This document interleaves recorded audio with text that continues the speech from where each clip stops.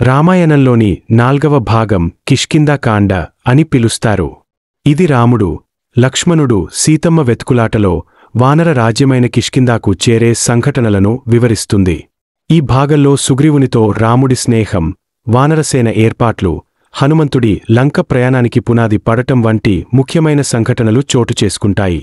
సీతమ్మ అపహరణమైన తర్వాత రాముడు లక్ష్మణుడితో కలిసి కిష్కింధ అరణ్యానికి చేరుకుంటాడు. అక్కడ సుగ్రీవుడు అనే వానరరాజు తన సహాయానికి రావాలని రాముడిని అభ్యర్థిస్తాడు.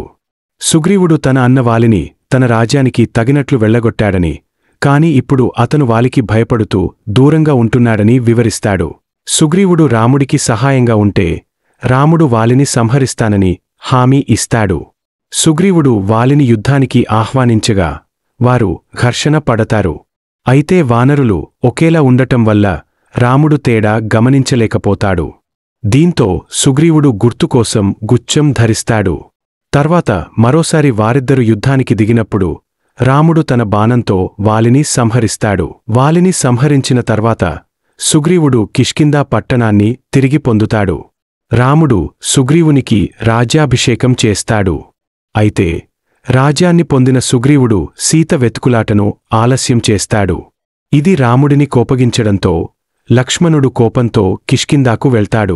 లక్ష్మణుడి ఆగ్రహాన్ని చూసిన సుగ్రీవుడు తన తప్పును తెలుసుకుని వెంటనే వానరసేనను సీతమ్మ కోసం పంపుతాడు. హనుమంతుడు అంజనాద్రిపైకి వెళ్లి అక్కడ జటాయువు సోదరుడు సంపాతిని కలుసుకుంటాడు.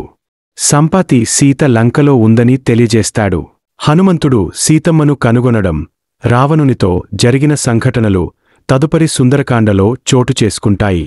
కిష్కింధాకాండలో జరిగిన సంఘటనలు రాముడి సహనం, సుగ్రీవుడి నమ్మకద్రోహం, వాలిని సంహరించడం వంటి కీలక ఘట్టాలు రామాయణంలో కీలక పాత్ర పోషించాయి. కిష్కింధాకాండ మానవ జీవితంలో నమ్మకం, ధైర్యం, కర్తవ్యబద్ధత, స్నేహం యొక్క ప్రాముఖ్యతను చెబుతుంది.